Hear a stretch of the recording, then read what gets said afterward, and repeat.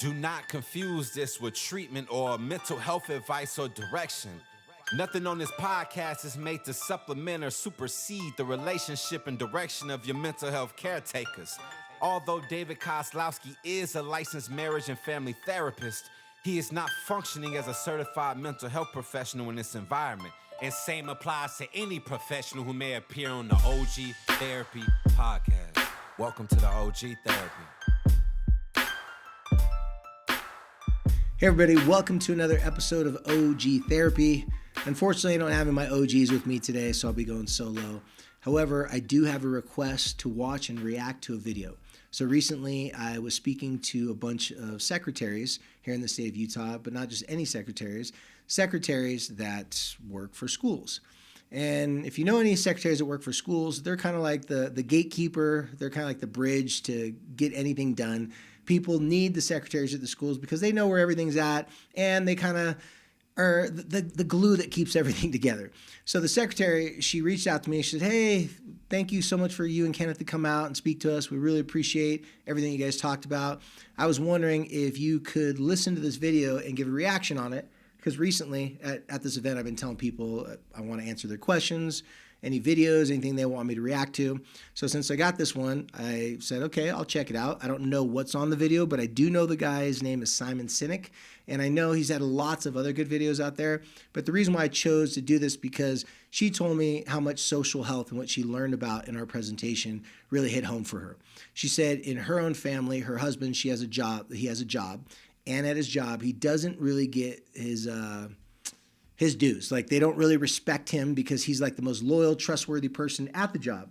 And so she thought I could weigh in on from a social health perspective, how I would talk about social health using this video, and if I even agree with what this guy has to say. So let's go ahead and jump into the video by Simon Sinek and about leadership and work performance, and let's give it a shot, see what happens. So I've worked with the Navy SEALs, and I asked them, like, how do you pick like the guys that go on SEAL Team 6? Right? Because they're the best, the best, the best, the best. And they drew a graph for me. And on one side, they wrote the word performance, and on the other side, they wrote the word trust.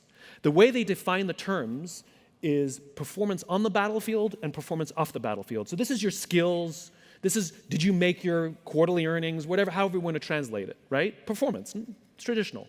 This is, how are you off the battlefield? What kind of person are you? The way they put it is, I may trust you with my life, but do I trust you with my money and my wife? They're SEALs. This is what they told me. Nobody wants this person, the low performer of low trust, of course. Of course, everybody wants this person, the high performer of high trust, of course. What they learned is that this person, the high performer of low trust, is a toxic leader and a toxic team member.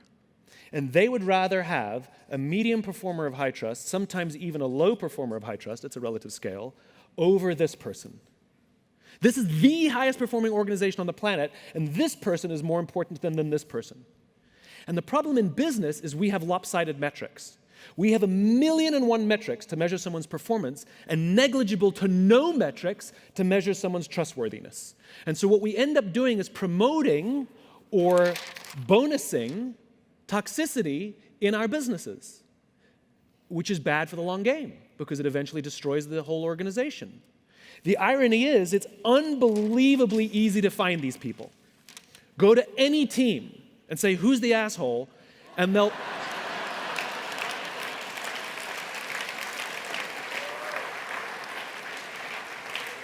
they will all point to the same person. Equally, if you go to any team and say, who do you trust more than anybody else? Who's always got your back? And when the chips are down, they will be there with you. They will also all point to the same person. It's the best gifted natural leader who's creating an environment for everybody else to succeed, and they may not be your most individual highest performer. But that person, you better keep them on your team. Right, so that's the video from Simon Sinek, and he did not disappoint. Every video I've ever seen from him, he just kind of makes some complex things pretty simple. And I had a lot of thoughts while listening to this video. So as you've watched this video, you can see, and if you're listening to this on the podcast, please go to our YouTube channel and check it out so you can actually see the video yourself. But a couple things came to my mind. So when he was talking about the Navy SEALs, how they'll put people in two different categories, a performer, like performance over here on the one side, and then trustworthiness or a trustful person. And it made me think because a lot of times the people that we trust with our deep personal information at work, meaning that one manager, that one coworker that we know is going to keep it between just us and them, or maybe it's a different type of trust. Maybe that if they give you their word, they're going to follow through with it. Those basic fundamental things, whenever you think about a relationship, everybody knows in an intimate relationship, it's the little things that matter the most. I think that's kind of what he's saying. Trustworthiness and being a trustworthy person and being a trustful person, even though we all know those are huge in any relationship, sometimes in business, it's easy to get focused on the numbers because everybody knows the numbers do not lie. But like he said in the video, there's not really a good way to measure if someone's trustworthy. He encourages companies to not promote people who are high performers with low trustworthiness because those people tend to be a cancer, or basically saying they're kind of evil for the company, meaning they're going to destroy the company or they're going to cause more problems in the company than they are going to be able to help the company. When I first heard about that, I thought of a friend of mine who made a lot of money in pharmaceutical sales. In fact, he was like the top person in this big pharmaceutical sales company. And this was like 20 years ago. And I remember we were just at the beach hanging out. We're about to go surf one day. And he was complaining to me, telling me how he's the number one sales guy in this big company. He's making millions of dollars. And he said that they were completely changing his pay structure and they were trying to move him out of his position so that he wouldn't make as much money. And he said that the people above him were very jealous because he made a lot more money than they did. And so the reason why they're trying to push him out of his sales job or try to change his commission structure is because they were jealous. Well, around the same time, I had another friend who also worked in pharmaceutical sales. I'm not joking. As a former athlete, you'll find out that pharmaceutical sales companies, they really like Division I or any type of college athletes because they want people who are go-getters and hard workers to be a part of their organization and with the confidence to stand in front of people and talk to them. And athletes usually have a lot of those characteristics and traits. Well, out of my two friends that both had a very similar situation, the one friend, the very first friend I was telling you about, he was very cocky, arrogant, and some might even say narcissistic. Well, the three girls that I knew him, they both called him narcissistic. And he doesn't know who this is. Maybe if he listens to it, I'm not saying his name. I would have to agree with his three girlfriends. I didn't have to date him, so I didn't have to worry about that. He was just my friend. We weren't even that close friends, but we're friends, surf buddies, right? And so this guy, hugest house on the block, super, super, super rich. Now, my other buddy, he was a little bit younger. Also, he was a college athlete, very successful. Now, they were trying to move him into a different position out of sales, but not because they wanted him to make less money, because they thought he was more valuable in a position that had more overall influence over the company. So they wanted to give him a bigger position. Now, this position, he would make about the same amount of money on average, but he wouldn't get the big bonuses, nothing like that. The reason why I bring this up is the first guy that no one really liked him, he fell in that category of he was the high performer, but he was not very trustworthy. In fact, he made the mistake, well, he didn't probably realize he made the mistake at the time. He made the mistake of confessing to me and saying, they're just mad because I never come into work. And this was before Zoom, before you could work from home. I never come into work. I only stay with my top clients and I give them everything they need and they just happen to buy a lot of our products. And so I've got it worked out to I can go on vacations, I can hang out, I don't have to work that much, and I'm still top performer, if at worst, number 2 in the company. And he goes, that's why they didn't like it. Well, what he really was telling me is that he wasn't trustworthy. They couldn't trust that he'd be at any meetings. He really didn't have the whole entire company's growth, in mind. Now, my other friend, he was the complete opposite. Not only was he not narcissistic, he was actually a really high performer at sales because he was so trustworthy. Every single one of his clients, he'd tell me that they were like, hey, if you ever leave this company, we will follow you wherever you go. He built long relationships with people, well, I should say in-depth, deep relationships with people when he had hadn't been working there for as long as the first guy. He'd been working there a while, but he made those relationships pretty quickly. They got close to each other, and he was there at the company every time they had meetings. He wasn't too good to go to the meetings. He wasn't too good to give his feedback. In fact, he was very trustworthy. So I bring up both these guys because one really was able to perform at a high level because he was so trusting, and the other person was able to perform at a high level because he was such a dog. He was just so intense, and he was just going to outwork everybody, but it was pretty obvious that he was very self-centered and he wasn't a team guy. I want to let you guys know from my experience, and hopefully you can think in your experiences at work as well. When someone is trusting, when you believe in someone, when they put all their wealth in their reputation, when they see themselves as being a person of high moral character, they want people to know that their word is bond, that they will do things just off of a handshake, and if they don't do them, they'll come back with a sincere apology. I want you to know that if you are a trustworthy person in your company, and your company sees that you're trustworthy and they value that, it will magnify all your talents. My one buddy, the second guy I was referring to, who his company offered him the steady job, he actually took it. The reason why he took it, because even though he was very successful at sales, he felt like being in sales, he was disconnected from the company. And because he was doing so good, he didn't want people to dislike him. He didn't want people to be envious or jealous. He was worried about what all of his other coworkers thought. The other guy, my first buddy, he didn't give a damn about what people thought about him. He was like, they can all go kick rocks. They're just jealous. Or the second guy, he was like, no, this is like my second home. I spend more time with these people than anything else. So he took the job, more of an executive role. He was able to use all of his years of sales experience, because he was over the sales team in this executive role, to help them build their sales force on the ground up. And he said one thing that I'll never forget. He goes, the best thing that makes a good salesperson isn't how good they can talk. It isn't how good looking they are. It isn't what type of car that they drive.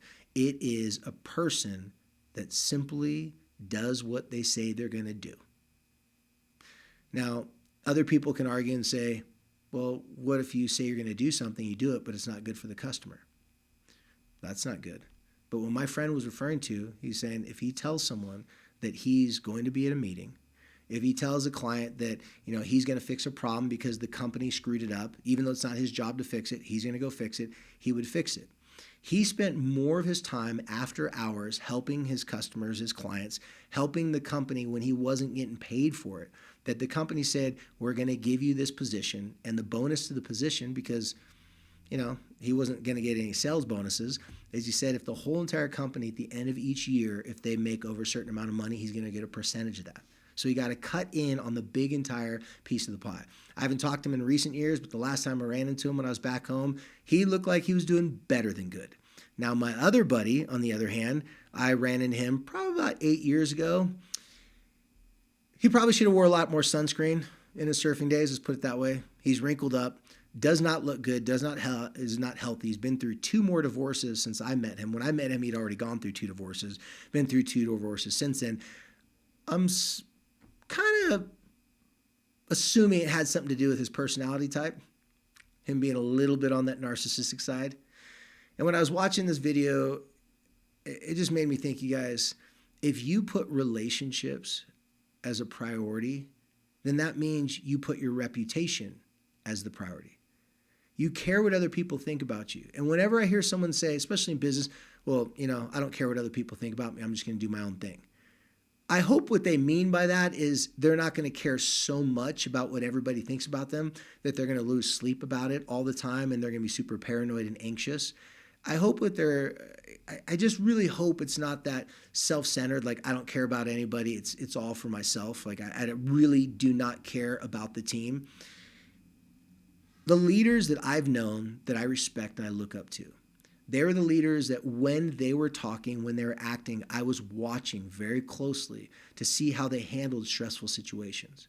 And I can tell you, I never had to take notes of these people, men and women, showing what it was like to be articulate, to be kind, caring, to listen to someone that they probably didn't have the time to listen to them, but they knew if they just stopped the conversation, walked away from that person, it was going to ruin their reputation or cause a person to feel like they weren't being appreciated. So when I look for leaders to model myself after, when I look for leaders that I want to pick up things from, I'm always looking for leaders that put relationships first. And if they put relationships first, they're going to value their reputation.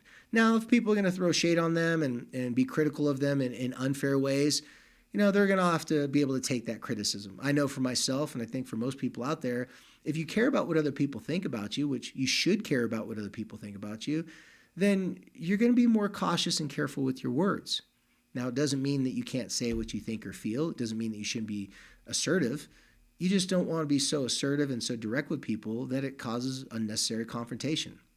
So after watching this video, my overall synopsis, my overall belief about how this video can help anyone out there who's in a hiring situation is very simple. If people know you have their back, and if people know that they can trust you, people will share with you all the most important information. If you want to be a great leader, get the trusting reputation with everyone around you long before you're a leader. The best companies will identify that skill. Even though they don't have a way to measure it, they will just know that when you're at work, people do better. When you're not at work, there's more chaos, there's more drama.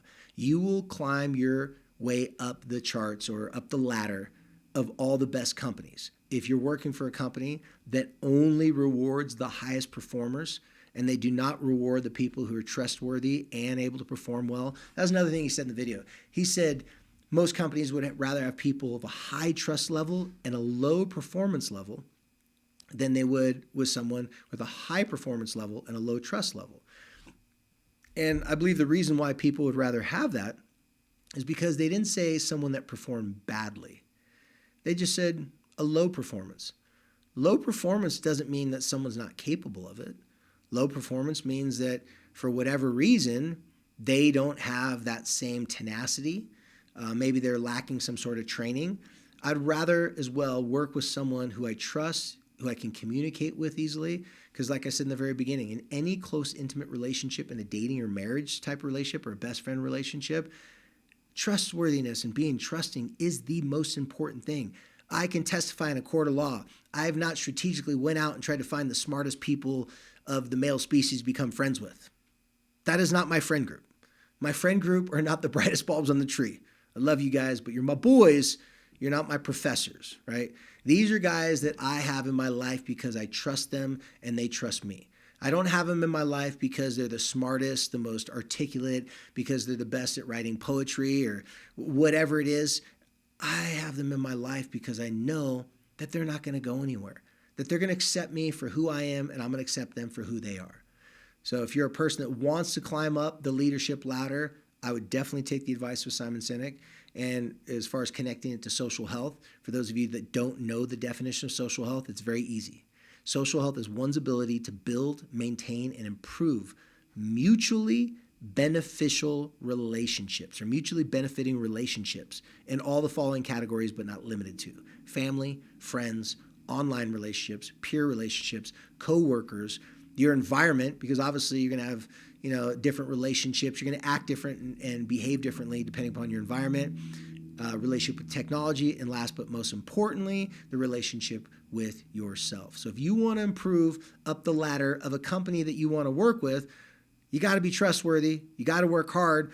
But I see it as if someone's trustworthy, you could teach them the job better. You can give them training to get their talents up higher. But if you got a snake in the grass and you got a person that's all about themselves, they're going to lie, cheat, and steal, or at least they're most likely going to do whatever it takes to win because they're more focused on winning instead of having everybody win together. All right, you guys, as always, you can follow me on all social media platforms. You can follow us on Instagram at og.therapy. You can follow me at David_KOZLOWSKI. We've got a YouTube channel under OG Therapy. We've got a TikTok channel as well under OG Therapy Podcast, but you can find it under my name, David Kozlowski, KOZLOWSKI. And of course, on YouTube, we got lots of stuff like even have nothing to do with the podcast. Got my TED Talk up on YouTube, so if you want to check that out. And in the very near future, before you know it, we're going to have some other things for you to look at as far as content. But for now, you guys, just remember, whenever you're stressed, whenever you're struggling, you don't have to go through it alone. You can press play, listen to your OGs, or just go talk to the OGs in your own life. Even though I'm a therapist, I'm not acting as your therapist, and sometimes the best therapist is your best friend, your neighbor, your uncle, your aunt, a coach, an old mentor. So reach out to the people in your life and tell me what you think about this video. And if you agree with what Simon Sinek said about leadership is not about performance and not being trustworthy, it's quite the opposite. It's about being trustworthy, and your performance is going to grow if people trust you. So until next time, be cool.